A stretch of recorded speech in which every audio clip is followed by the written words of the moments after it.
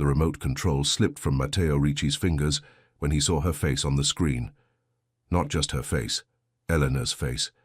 The woman he had loved 3 years ago. The woman who had walked away from him without explanation, leaving only a brief note and an empty apartment in the heart of Milan. And now there she was, frozen in a photograph on the breaking news segment, her blonde hair catching the studio lights as the anchorwoman's voice filled his penthouse with words that made his blood run cold. A serious car accident on the outskirts of Rome has left 2 people in critical condition this evening. Among them is Elena Marchetti, 29 years old, and her 6-month-old daughter, Sofia. Matteo's heart stopped. Daughter, 6 months old. His mind raced backward through time, calculating dates, remembering their last night together. The math was impossible to ignore.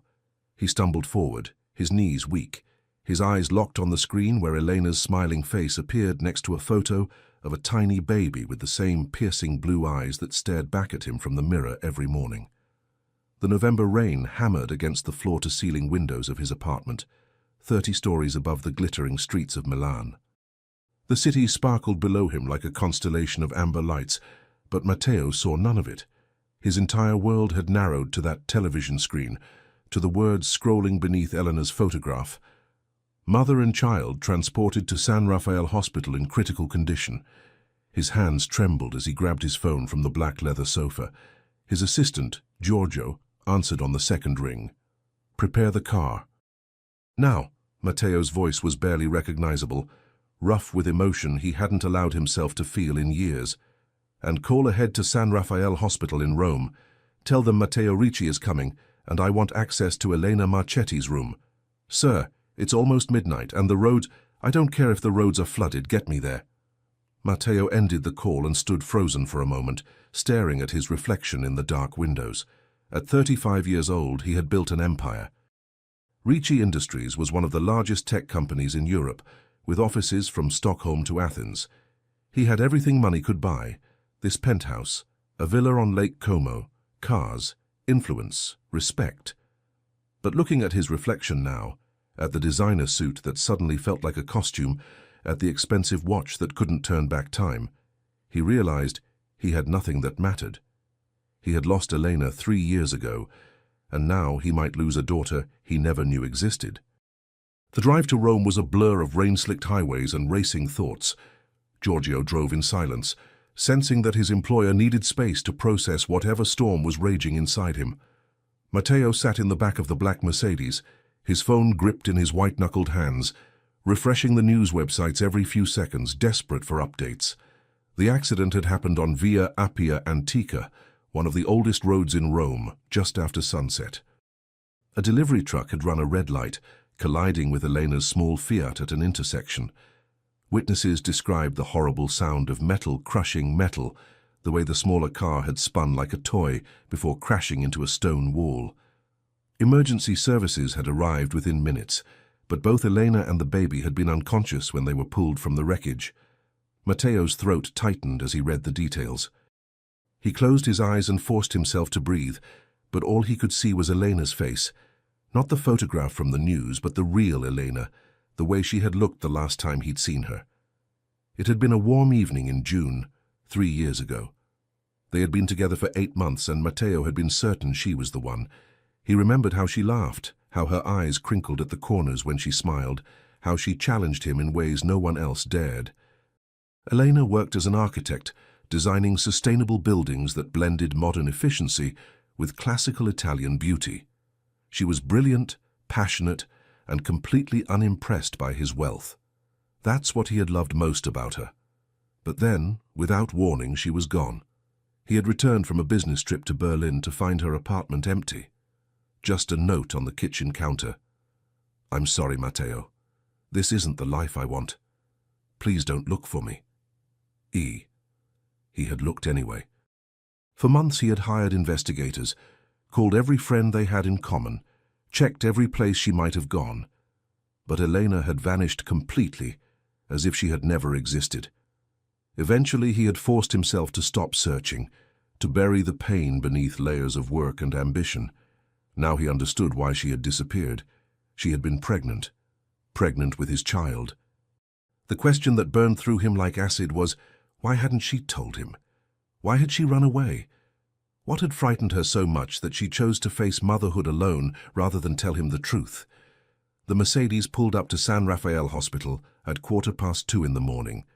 The rain had finally stopped, leaving the streets of Rome glistening and empty. Matteo barely waited for the car to stop before throwing open the door and striding toward the emergency entrance. The hospital was a maze of white corridors and antiseptic smells, but his name opened doors. Within minutes, a tired-looking doctor in green scrubs was leading him through the intensive care unit, speaking in low, measured tones about internal injuries, fractured bones, and something about brain swelling that made Matteo's stomach turn. "And the baby?" Matteo interrupted, his voice hoarse. The doctor's expression softened slightly. "The little one is stable. She has a fractured arm and some bruising, but children are remarkably resilient. She's in the pediatric ICU. The mother, however—" He paused, choosing his words carefully. "Ms. Marchetti sustained severe trauma. We've induced a coma to allow her brain to heal. The next 72 hours will be critical." They stopped outside a glass-walled room where machines beeped and hummed in the dim light.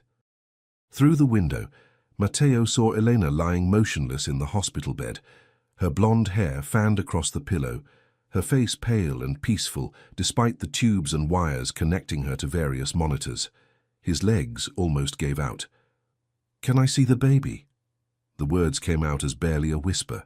The doctor nodded and led him down another corridor to the pediatric wing. They stopped outside a room where a tiny figure lay sleeping in a specialized crib. Matteo stepped closer to the window, and his breath caught in his chest. Sophia was beautiful. Even with the small cast on her arm and the bandage on her forehead, even in the harsh fluorescent light, she was perfect. She had Elena's delicate features and his eyes, those unmistakable reachy blue eyes that had been in his family for generations. "I'm her father," Matteo said suddenly, surprising himself with the certainty in his voice. "I didn't know until tonight, but I'm her father." The doctor studied him for a long moment, then nodded slowly. "We'll need to verify that legally, of course, but I can see the resemblance." He paused. "She's been asking for her mother. Well, not asking exactly. She's only 6 months old, but she's been fussy. Babies sense when their mothers aren't there." "Can I hold her?"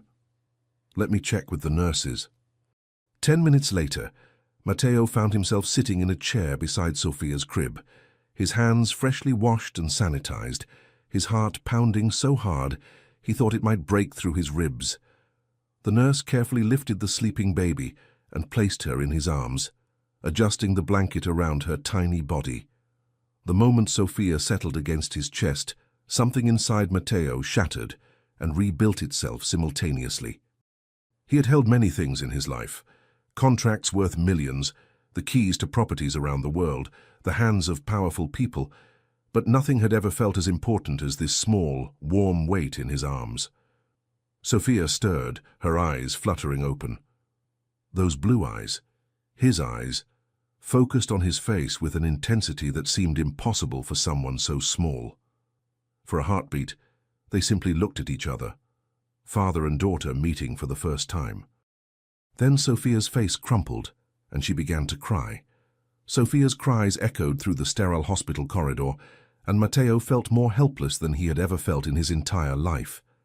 He had negotiated billion-euro deals without breaking a sweat. He had stood before shareholders and competitors with unwavering confidence, but this tiny 6-month-old baby, crying in his arms at 3 in the morning, had reduced him to a trembling mess of inadequacy and fear.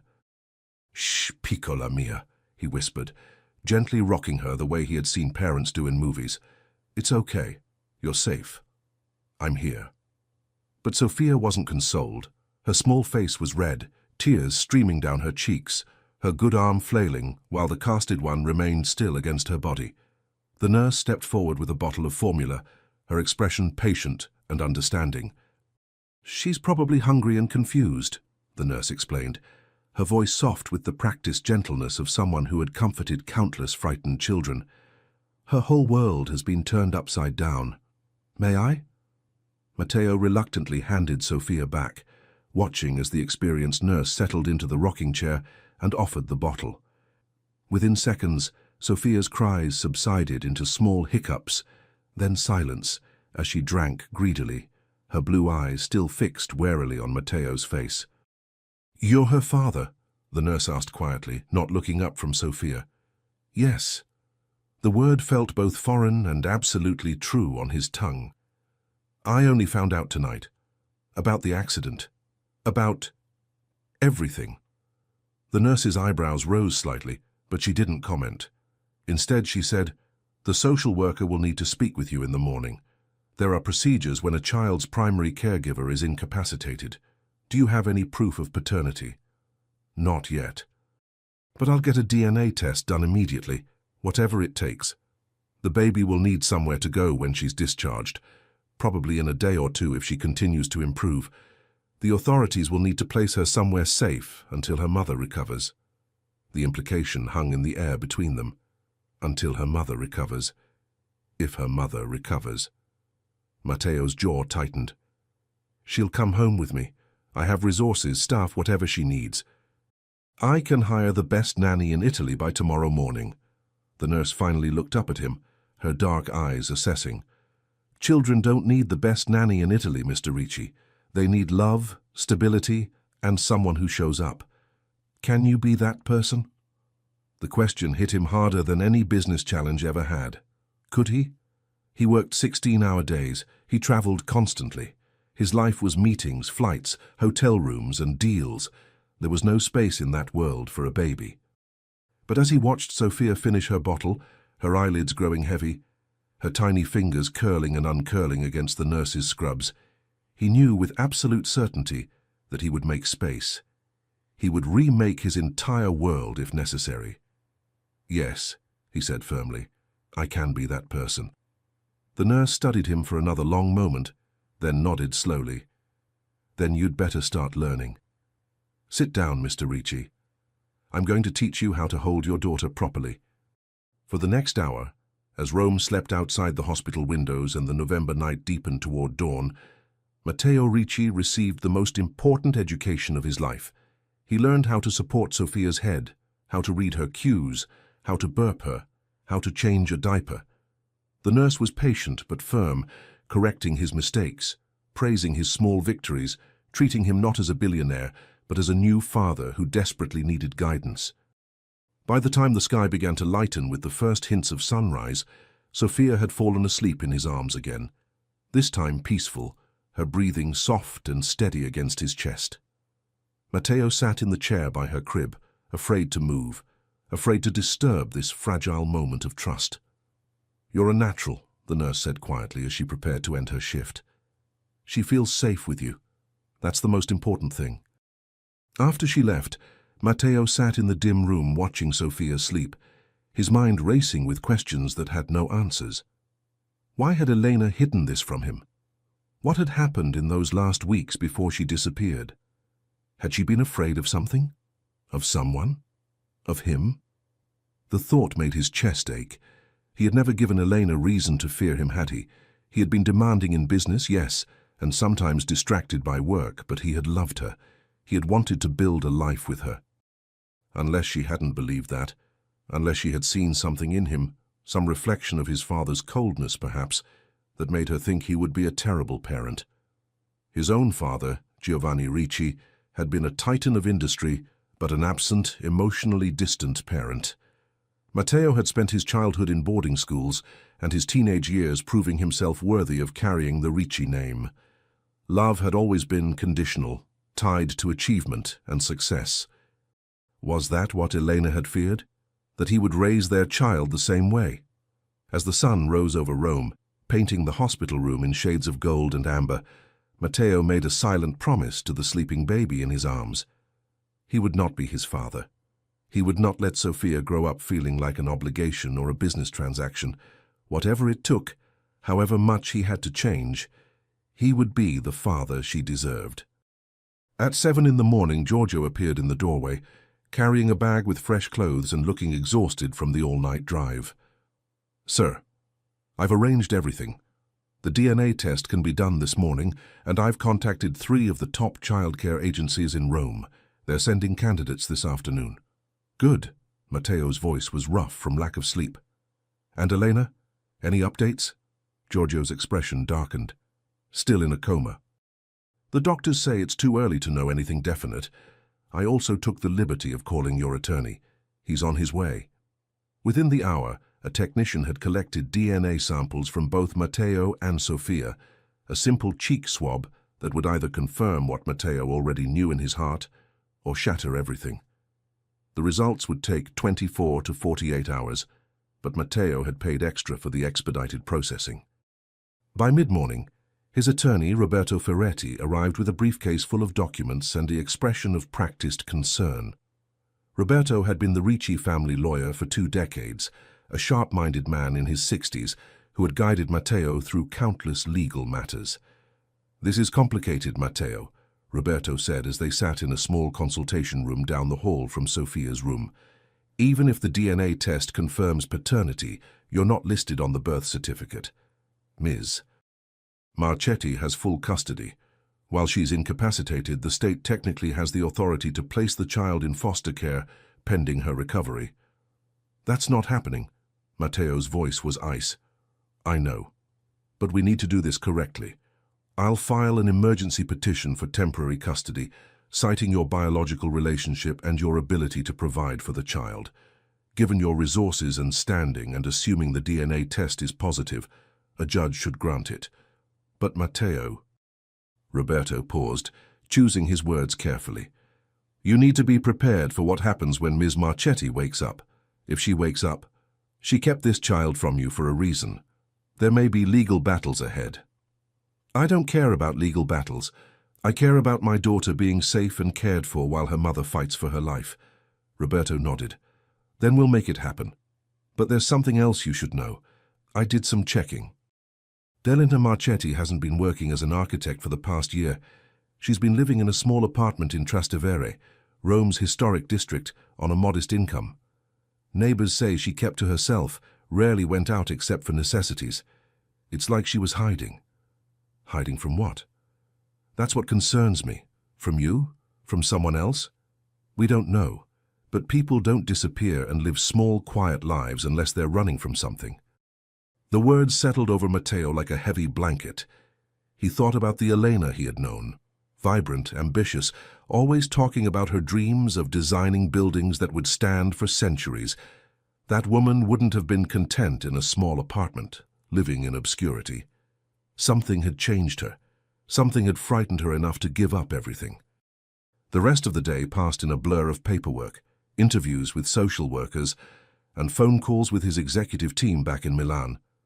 Matteo delegated everything he could, rescheduled everything else, and made it clear that he would be in Rome indefinitely. His board members were shocked. Matteo Ricci never took time off, but no one dared question him. By evening, 3 potential nannies had been interviewed and dismissed.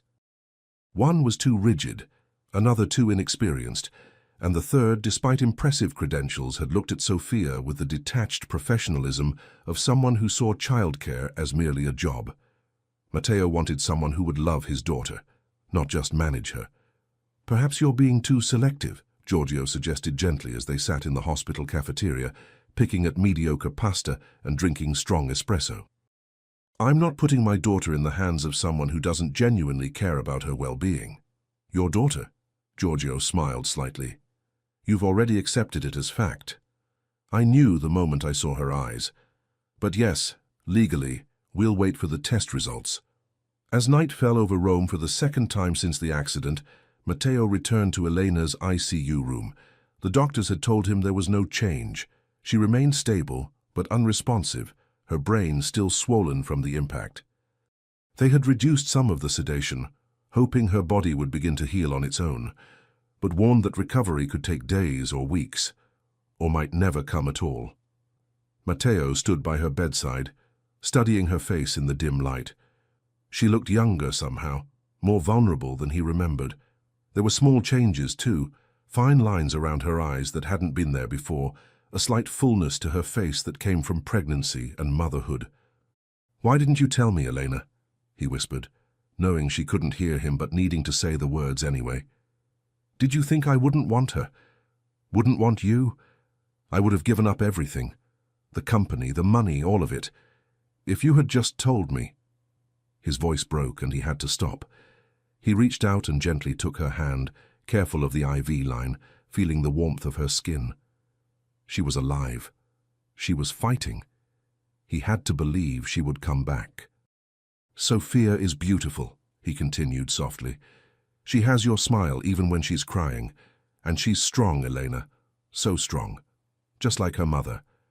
She's going to be okay. And when you wake up, we're going to figure this out. All of it. I don't care what happened or why you left. We'll find a way forward for Sophia, for us."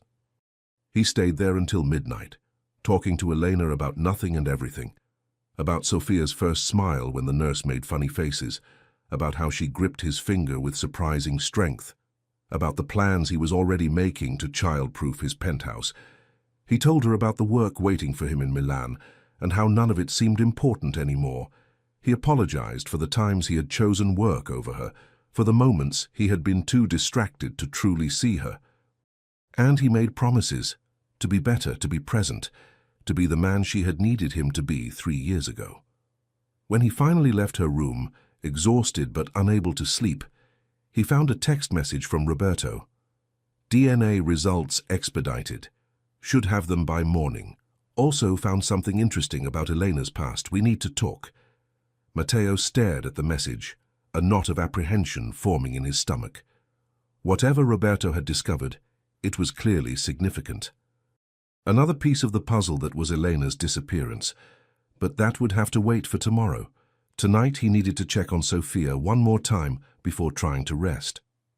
As he walked toward the pediatric ICU, he realized that in just 24 hours, his entire life had been transformed.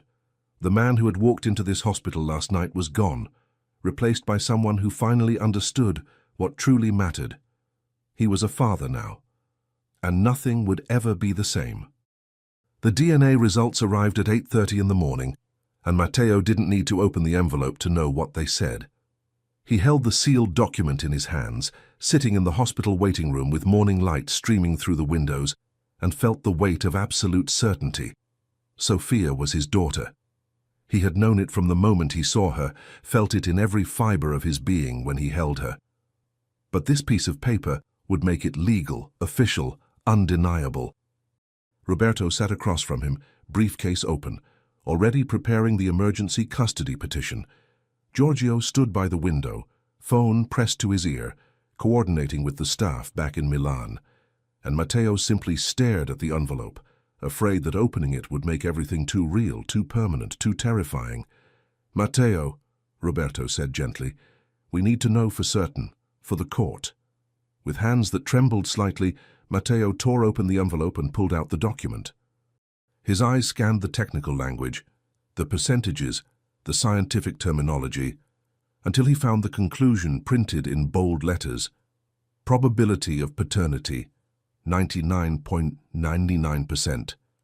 Matteo Ricci is conclusively confirmed to be the biological father of Sophia Marchetti. He released a breath he hadn't realized he was holding. Relief, joy, fear, and overwhelming responsibility crashed over him in waves. He was a father. Officially, legally, scientifically, he was Sophia's father. "Congratulations," Roberto said with a genuine smile. "Now let's make sure you can take your daughter home." Within hours, Roberto had filed all the necessary paperwork with the family court in Rome. Given Matteo's proven paternity, his financial stability, and the emergency circumstances, a judge granted temporary custody pending Elena's recovery.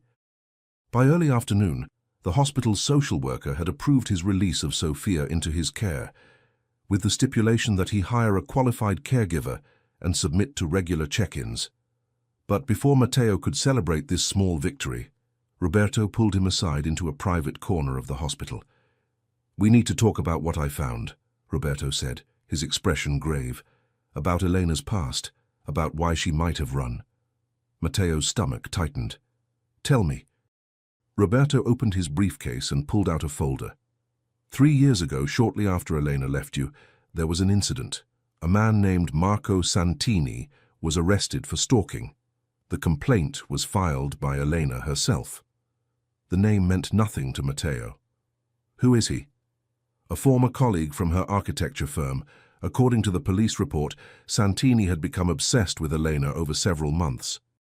It started with unwanted attention at work, then escalated to following her, sending inappropriate messages, showing up at her apartment. When she rejected him firmly, he became aggressive. Matteo felt ice spread through his veins. How aggressive? He never physically harmed her, but the threats were serious enough that Elena obtained a restraining order. Santini was fired from the firm, arrested, and eventually served 6 months in jail for violating the restraining order. He was released 2.5 years ago. The timeline clicked into place in Matteo's mind. Elena had left him 3 years ago. She must have been dealing with this Santini situation while they were together. Why hadn't she told him? As if reading his thoughts, Roberto continued, "There's more. I spoke with Elena's former supervisor at the architecture firm. She said Elena became very withdrawn during that period, afraid that Santini's obsession would escalate. But she was also terrified that involving you would make things worse." "Make things worse? How?" Roberto hesitated. "Apparently Santini had specifically mentioned you in his rants. He was jealous of your relationship with Elena, fixated on the idea that you had stolen her from him. Elena's supervisor said she feared that if you confronted Santini, given your resources and influence, it might push him over the edge. She was trying to protect you both." Matteo sank into a chair, his mind reeling. All this time he had thought Elena left because she didn't love him, because she didn't want the life he offered. But she had been running from danger, trying to keep him safe, dealing with a nightmare alone. "Is he still in Rome?" Matteo asked, his voice low and dangerous. "We don't know. After his release, Santini disappeared. No employment records, no permanent address. He could be anywhere." "Find him." Matteo's words were steel. "I want to know where Marco Santini is, what he's doing, and if he poses any threat to Sofia or Elena. Hire investigators. Use whatever resources necessary." "Already done. I have a team working on it." Roberto closed the folder. "But Matteo, there's something else you need to consider. If Elena was running from Santini, and if she discovered she was pregnant around the time she left, she might have been trying to protect Sofia too. A baby would have been vulnerable, a potential target if Santini found them." The thought made Matteo's blood boil. Elena had spent nearly 3 years living in hiding, raising their daughter alone, all because some obsessed man had made her life a nightmare. And he, her partner, the man who loved her, had known nothing about it. "I should have known," Matteo said quietly. "I should have seen the signs. She was different in those last weeks, more distant, more nervous. I thought she was having doubts about us, but she was afraid. You couldn't have known if she didn't tell you. I should have paid more attention. I was so focused on work, on closing deals, on building the company. I failed her, Roberto. Then don't fail her now. Focus on keeping Sofia safe and being here when Elena wakes up." Matteo nodded, swallowing the guilt that threatened to overwhelm him. Roberto was right. He couldn't change the past, but he could control what happened next. That afternoon, after hours of searching, a nanny was finally selected. Her name was Lucia Ferraro, a 53-year-old woman with warm brown eyes, a gentle smile, and 30 years of experience caring for children. Unlike the others, Lucia didn't seem intimidated by Matteo's wealth or status. She had asked intelligent questions about Sofia's routine, her health, her needs, and had held the baby with natural confidence that immediately put Matteo at ease. "She's been through trauma," Lucia said as she expertly changed Sofia's diaper, while Matteo watched and learned. "Not just the accident, but the separation from her mother. She'll need consistency, patience, and a lot of love." "Can you provide that, Mr. Ricci?" "Yes," Matteo said without hesitation. "And please call me Matteo." Lucia smiled. "Then call me Lucia. We're a team now. For Sofia." By evening, arrangements had been made to move Sofia to a private recovery suite, where she could stay until her cast was removed and she was fully cleared for discharge. Matteo had rented an apartment nearby, refusing to be more than 5 minutes away from the hospital where Elena lay fighting for her life. As Matteo sat in Sofia's room that night, giving her a bottle under Lucia's patient guidance, his phone buzzed with a message from his head of security. Santini located. Currently living in Naples under an assumed name. Working as a delivery driver. Surveillance established. No indication he knows about the accident or the baby. Recommend continued monitoring. Relief and anger warred within Matteo. At least Santini wasn't an immediate threat, but the fact that he was out there living his life while Elena suffered made Matteo want to do something rash. But he forced himself to stay calm, to think clearly. Confronting Santini now would serve no purpose except satisfying his anger. What mattered was Elena and Sofia. Everything else was secondary. "You're thinking too hard," Lucia observed, settling into the chair beside him. "I can see the wheels turning in your head. Just processing everything. It's been a complicated few days. Life with children is always complicated, but it's also the most rewarding thing you'll ever do." She paused, watching Sofia drink contentedly. "She looks at you like you're her whole world already. That's special." Matteo looked down at his daughter, at her tiny fingers wrapped around his thumb, at the way her eyes tracked his face even as she drank. Something fierce and protective surged through him, a primal instinct he had never experienced before. "I won't let anyone hurt her," he said quietly. "Or her mother." "I know," Lucia said. "That's why I agreed to take this job. I've worked for many wealthy families, Matteo. Most of them see children as accessories, status symbols. But you look at this baby like she's the most precious thing in the world. That's the kind of father every child deserves." Her words settled something in his chest, easing the constant doubt that had plagued him since the moment he learned Sofia existed. Late that night, after Sofia had fallen asleep and Lucia had retired to the adjoining room to rest, Matteo returned to Elena's ICU room. The doctors had told him earlier that they were reducing her medications further, hoping her body would begin the natural process of waking. But there was no guarantee.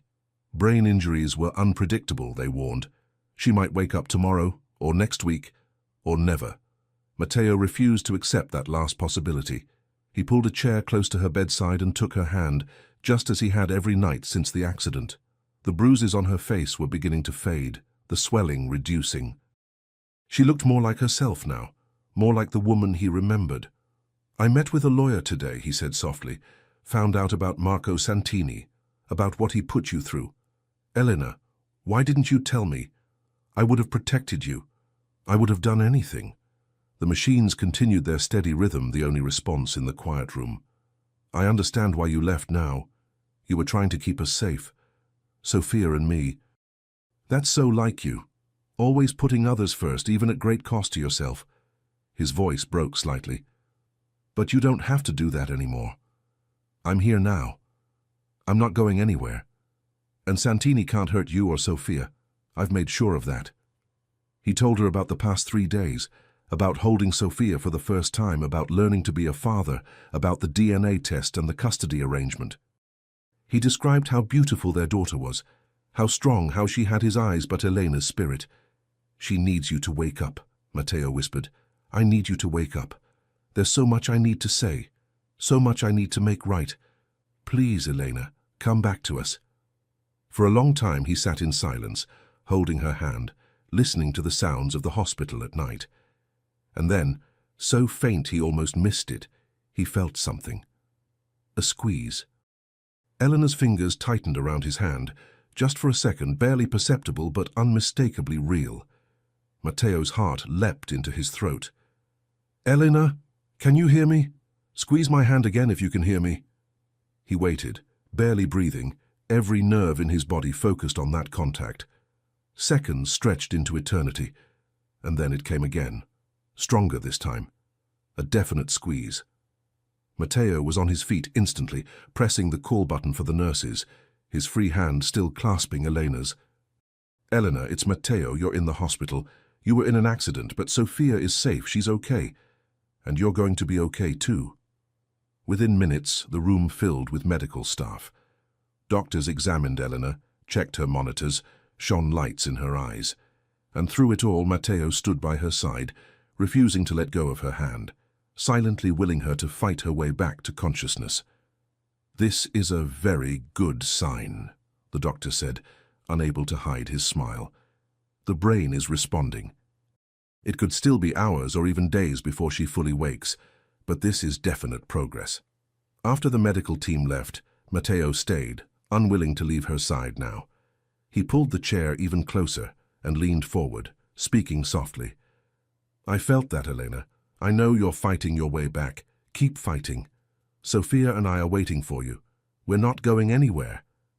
As dawn broke over Rome for the third day since the accident, painting the sky in shades of rose and gold, Matteo finally allowed himself to feel something he hadn't dared to feel before. Hope. Elena's eyes opened on the fifth day, and the first word she whispered was her daughter's name, Sophia. Matteo had been dozing in the chair beside her bed, exhausted from 5 days of splitting his time between Elena's ICU room and caring for Sophia. The sound of her voice, hoarse and weak but unmistakably hers, jolted him awake instantly. "Elena!" He was on his feet, leaning over her bed, his heart pounding so hard he could barely breathe. "Don't try to move. You're in the hospital. You were in an accident, but you're safe. You're going to be okay." Her eyes, still clouded with confusion and pain, struggled to focus on his face. "Matteo?" The word came out as barely a whisper. "What? How?" "Shh. Don't strain yourself. Let me get the doctor." He pressed the call button but kept his other hand firmly clasped around hers. "Sophia is fine, Elena. She has a small fracture on her arm, but she's healthy and safe, I promise you." Tears began to slide down Elena's temples as the memories clearly came rushing back. The accident, the impact, the terrible fear for her baby. "I need to see her." "You will, as soon as the doctors clear you. She's just down the hall." Matteo gently wiped away her tears with his thumb. "She's beautiful, Elena.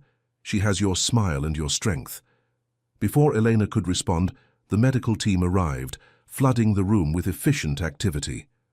They examined her thoroughly, asked questions about her name, the date, what she remembered. Elena answered slowly, clearly struggling, but each response was lucid and appropriate. The relief on the doctors' faces was evident.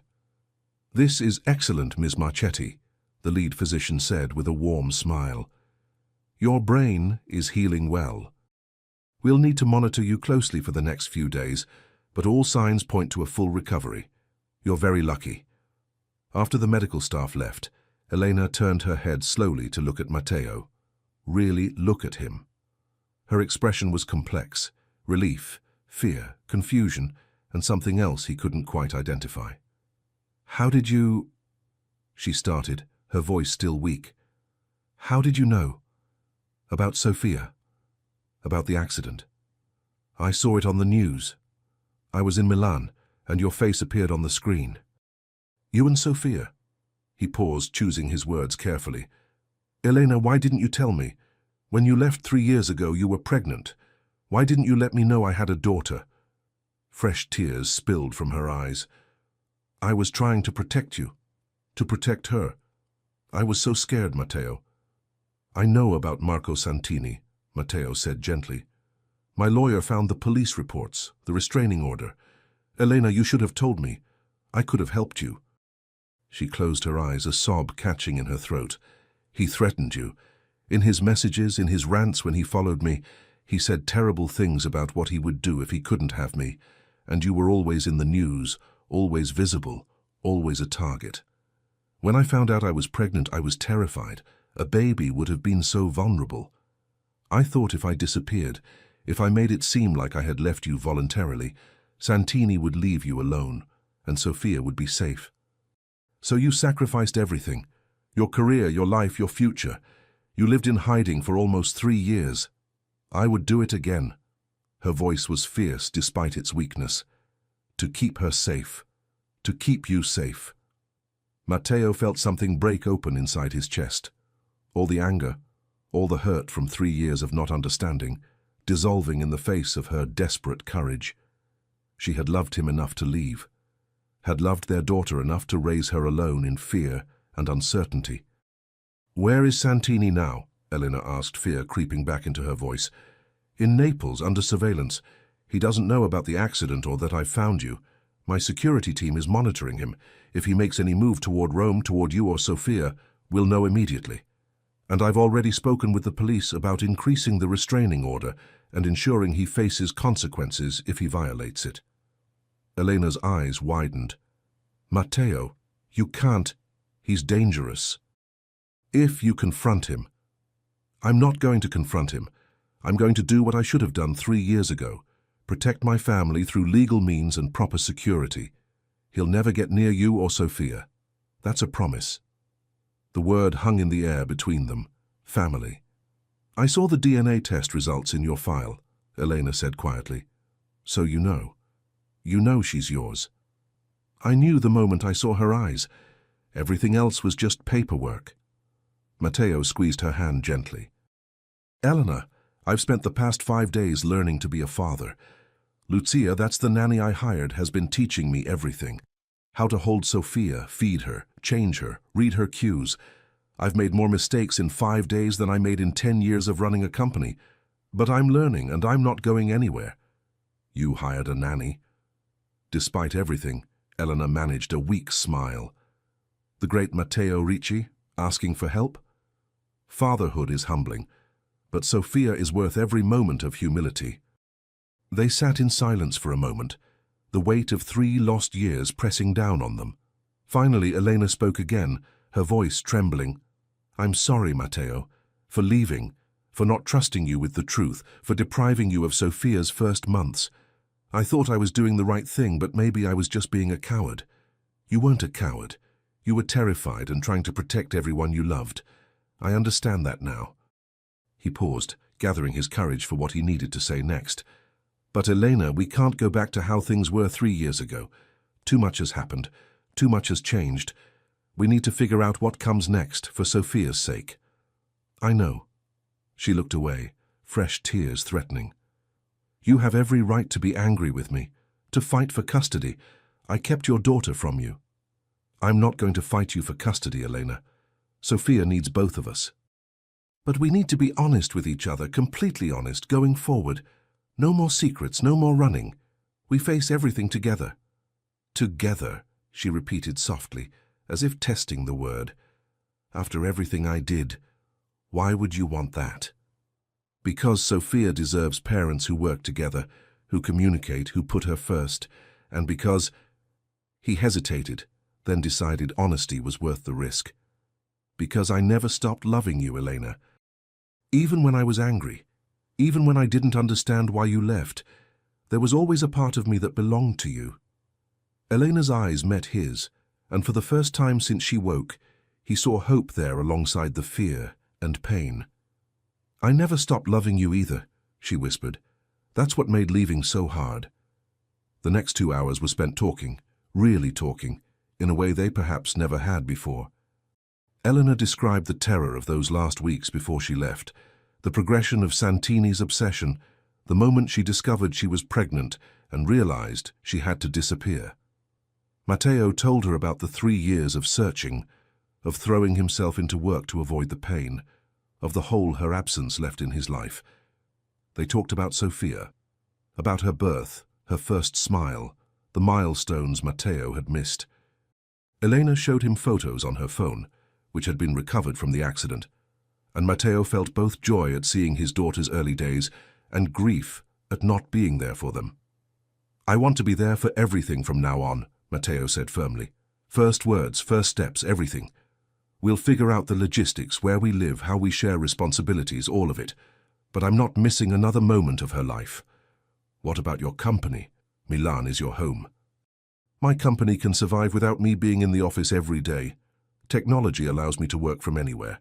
And anyway," he smiled slightly, "I'm discovering that being a billionaire means very little compared to being a father." Finally, the doctors agreed that Elena was stable enough for a brief visit with Sophia. Matteo wheeled Elena's bed to the pediatric recovery room where Lucia sat rocking Sophia, who was fussy and overtired from a long day. The moment Sophia saw her mother, even from across the room, she began to cry. Not the frustrated cry Matteo had become familiar with, but a desperate, reaching cry that broke his heart. "Mama's here, Piccola," Lucia said softly, bringing Sophia closer to the bed. "Mama's here." Elena was crying too, her arms reaching for her daughter despite the IV lines and the pain of her injuries. Carefully, with Matteo's help, they settled Sophia on Elena's chest, and the baby immediately quieted, nuzzling into her mother's neck with small, hiccuping sobs.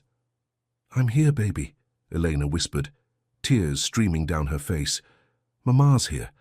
I'm so sorry. I'm so sorry." Matteo stood back, giving them this moment, feeling Lucia's hand rest gently on his arm in quiet support. Watching Elena and Sophia together, seeing the bond between them, he felt both overwhelming gratitude that they had survived and determination that he would spend the rest of his life making sure they never felt unsafe again. Over the following week, Elena's recovery progressed steadily. She was moved from ICU to a regular room, then to a rehabilitation unit where physical therapists helped her regain her strength. Sophia's cast was removed, and she was officially discharged into Matteo and Elena's joint care, with Lucia's assistance. True to his word, Matteo had rearranged his life. He moved his base of operations to Rome, setting up a home office in a spacious apartment near the hospital. His executives in Milan adapted, conducting meetings via video conference and traveling to Rome when necessary. The board grumbled initially, but the company's stock actually rose when news of Matteo's family situation became public. Investors apparently appreciated a CEO who valued family. As for Marco Santini, he remained under surveillance in Naples, unaware that his worst nightmare, Elena and Matteo reunited, had come true. Matteo's security team worked with law enforcement to build a case for extended restrictions, using Santini's past violations and ongoing obsessive behavior as evidence. Eventually, after a court hearing where Elena testified via video link, Santini was served with a permanent restraining order and mandatory counseling. He was warned that any attempt to contact or approach Elena, Matteo, or Sophia would result in immediate arrest. The threat that had haunted Elena for 3 years was finally, officially neutralized. On a crisp December morning, 3 weeks after the accident, Elena was discharged from the hospital. Matteo pulled up in front of the rehabilitation center in a comfortable SUV, a far cry from his usual sports cars, but infinitely more practical for a child's car seat. Elena emerged in a wheelchair, still weak but smiling, with Sophia bundled in her arms. Lucia held bags of belongings, chattering about the preparations she had made at the apartment. Giorgio had brought flowers. Even Roberto was there, having grown unexpectedly attached to the little family he had helped unite. "Ready to go home?" Matteo asked, helping Elena into the car and making sure Sophia's car seat was properly secured. "Home," Elena repeated, testing the word. "Where is home exactly?" "Wherever we decide it is. Together." The apartment Matteo had rented was on the top floor of a beautiful building in Trastevere, Elena's neighborhood. It had high ceilings, original frescoes, and large windows overlooking the Tiber River. But more importantly, it had been transformed in the past week into a home. A nursery painted soft yellow with a sturdy crib, a living room filled with comfortable furniture perfect for family time, and a kitchen that Lucia had already stocked with everything needed for a baby and 2 adults learning to be parents. "It's perfect," Elena said, looking around with tears in her eyes. "Matteo, this is too much. It's not nearly enough, but it's a start." That evening, after Sophia had been fed, bathed, and put to bed in her new nursery, Matteo and Elena sat together on the sofa, watching the lights of Rome twinkle in the darkness beyond their windows. Lucia had retired to her own room, giving them privacy. "I keep thinking I'm going to wake up and this will all have been a dream," Elena said softly. "The accident, you finding us, all of it. If it's a dream, I don't want to wake up." She turned to look at him, really look at him. "We have a lot to figure out still. About us, about what we are to each other. These past 3 years changed both of us." Then we'll take our time figuring it out. No pressure, no expectations. We'll just see where this goes, for Sophia's sake and ours. I'd like that. Elena leaned her head against his shoulder, and Matteo wrapped his arm around her, careful of her still healing ribs. They sat like that for a long time, two people who had been broken apart and were slowly, carefully, finding their way back to each other. The road ahead wouldn't be easy. There would be challenges, difficult conversations, moments of doubt. But they had something worth fighting for. A daughter who needed them both, and a love that had survived 3 years of separation, fear and pain. In the nursery, Sophia slept peacefully, unaware of the complicated history that had brought her parents back together. She would grow up knowing both of them, loved by both of them, protected by both of them. The tragedy that had nearly destroyed their family had instead become the catalyst for its rebirth. As December snow began to fall softly over Rome, a rare and beautiful sight, Matteo looked down at Elena and made a silent promise. Whatever the future held, whatever challenges came their way, he would be there. Not as the distant, work-obsessed man he had been 3 years ago, but as the father and partner his family deserved. "Thank you," Elena whispered. "For what?" "For not giving up, for finding us, for giving us another chance. Thank you for being strong enough to survive, for raising our daughter when I wasn't there, for being the incredible woman you've always been." From the nursery came a small sound, Sophia stirring in her sleep. Without thinking, both Matteo and Elena stood and moved toward their daughter's room, drawn by that instinct that all parents know, the need to check, to protect, to simply watch their child breathe. Sophia was fine, of course, just shifting positions, her small face peaceful in the soft glow of the nightlight. Matteo and Elena stood side by side at her crib, their hands finding each other in the darkness. "She's perfect," Elena breathed, "just like her mother." They stayed there for several minutes, watching their daughter sleep, connected by the small hand they had created together. And in that moment, despite everything they had been through, despite all the pain and fear and lost time, everything felt exactly as it should be. They were a family, and finally, they were home.